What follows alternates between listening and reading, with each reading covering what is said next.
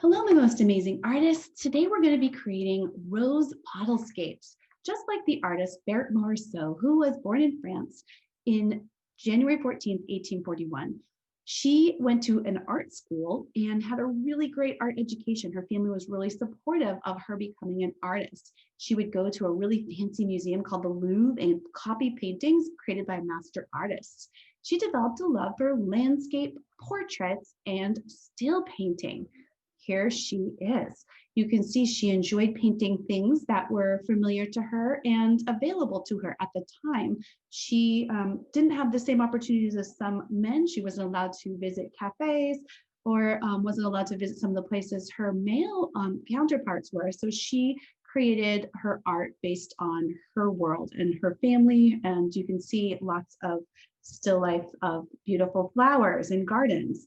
So we are going to be creating some of the same today. So let's find out what our brushstrokes will look like and what we're going to be creating. Here's some of Berthe Morisot's, we call them impressionist. So impressionist means you just see an impression of something. Notice this rose isn't actually a rose. It has lots of different colors and it's just some brush strokes. We're going to be using that technique today, as well as adding some, you can see highlights here, and you can even see a little bit of shadow over here. We're going to be doing that also. So here, let's find out what we're going to need for our art lesson today. You're going to need paper, you're going to need crayons, and then I'm going to be using watercolor paint today. You can use whatever kind of paint you have, or you can, of course, always use whatever art supplies, markers, crayons, all of the above.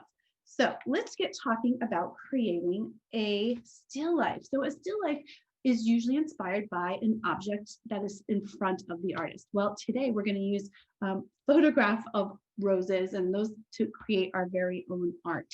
So what we're going to do first is we're going to use kind of the idea of this picture right here that Berthe Morisot created. We're going to make a bottle, and then we're going to make some flowers. So let's get started in talking about how we want to hold our paper. I'm going to hold my paper the tall way, like a shower. That way I have the most room for my composition. Your vase doesn't have to be exactly in the center. In fact, sometimes it's good to move things off center a little bit to make it more interesting. So what I'm going to do first is I'm going to just create my bottle. So here's what we're going to do to make this fancy bottle. We're going to start by using some pretty basic shapes. And I know that you're familiar with because we've been working on lots of lines. So right over here, kind of near the center, but off to the side a little bit, I'm going to make a rainbow shape. So it's a nice rainbow shape, just like that. And I'm just using my blue because I kind of wanted to make a blue tinted bottle here.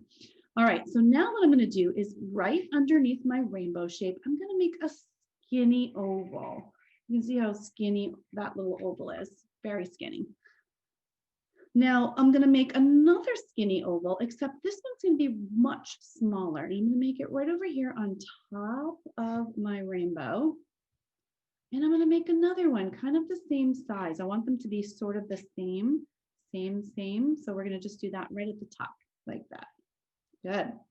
All right, now I'm going to come all the way down close to the bottom of my paper, leaving some space, of course, to make some of my table underneath. I'm just going to make another skinny oval, and I want it to be kind of the same size as the one up above. If it's not perfect, no worries. You can always keep going over your oval shape here until you like it. And now we're just going to draw some lines to connect. Connect here, connect here. There we go. And then we're also going to connect with some vertical lines at the top. So we just made a really cool looking bottle. Now we don't want our bottle to just be sitting, floating in the air. We want it to be on a table. So in order to make our table, we're just going to make a straight line out over here and a straight line out over here. Good job. Now, while I have my blue, I'm also going to think about remembering to put a little bit of a shadow, just like we did when we did those Wayne Thiebaud. I'm just going to add a little shadow here in the corner, maybe with my side of my chalk or my crayon, and that is looking pretty good. Okay, so now I have my bottle and my shadow. I'm going to think about my flowers. So flowers are going to be a little bit more impressionist-like.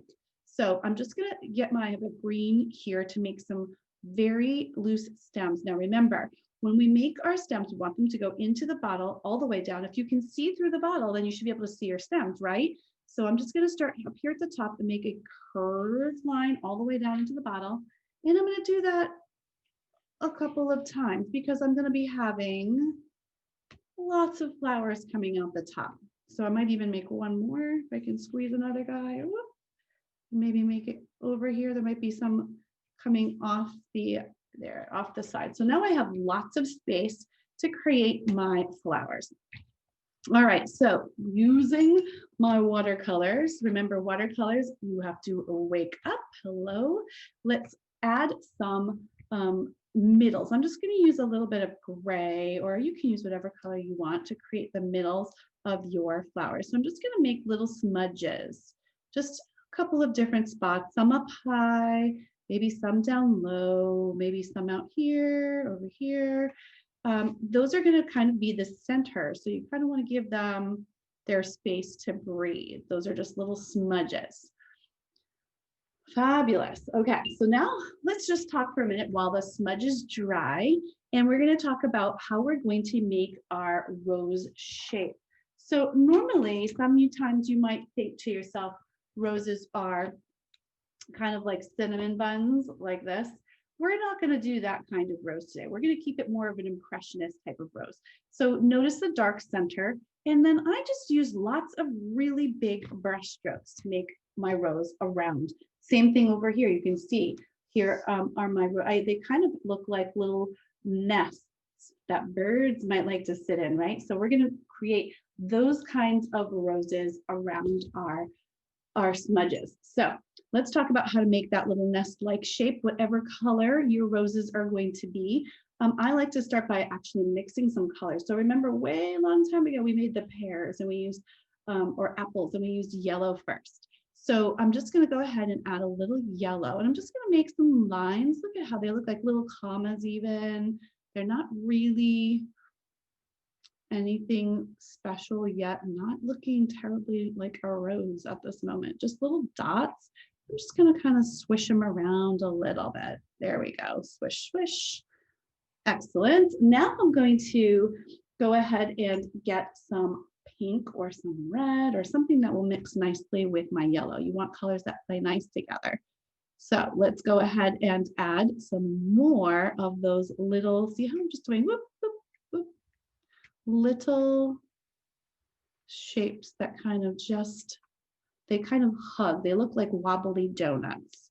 They're hugging all around. They're just making little lines and they're kind of hugging all the way around. I'm trying not to go too close to that middle because I know it's still a bit wet. So I'm staying a little clear.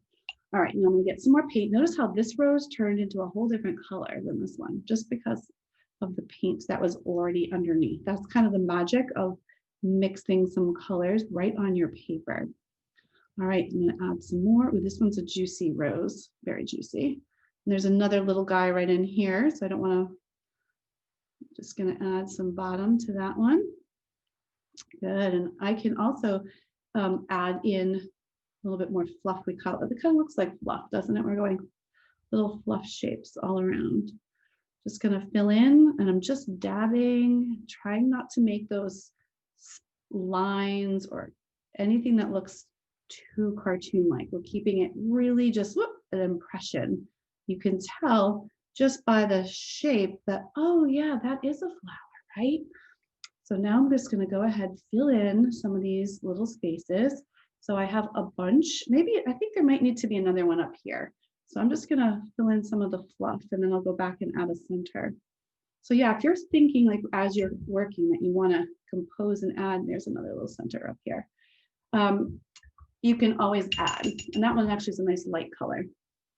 Very good. All right, so now once you have your flowers in place, you can go ahead and use some of those watercolors to kind of just trace over. And I don't like to trace the whole line. I just like to do kind of like dashes. And that way it's just the impression. It's not the whole thing. So I'm just gonna make some of those, maybe some leaves in here. Just, and notice for leaves, I'm not even just gonna make a little, kind of just like a little dash or a little line. You can make your leaves a little bigger, a little smaller. What's kind of nice about watercolors is they don't really have to have a whole lot of pressure. You can kind of create a shape really easily just by dabbing. Look at that. So dab those in, add some of your leaves if you so desire. And then let's talk real quick before we go about that vase. I want to give my vase the impression of holding water. So I'm just going to use my light blue, or if you want to mix some blue and white to make that light blue. And I'm just going to add a little bit more, notice horizontal, because that's typically the way that we see water.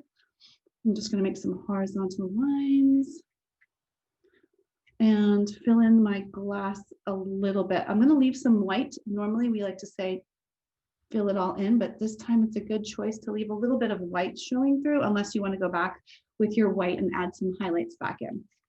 So now that I have that, I'm just going to use my dark blue. That means I'm going to make more paint, less water, and I'm just going to add some shading over here. So this is going to be the darker side of my bottle. And here's my shadow, remember, that I created already. I'm just going to re-emphasize that. And then if you want to, you can paint in the rest of your table. So if you can decide if you want to have I like to pick neutrals, and I like to keep it really light because I want my focus to be on the flowers. So there's my beautiful bottom. Don't forget, when you're done, sign your name. And you just created a bottlescape just like the artist Berthe Morisot. Hope you enjoyed it, friends. Keep on creating.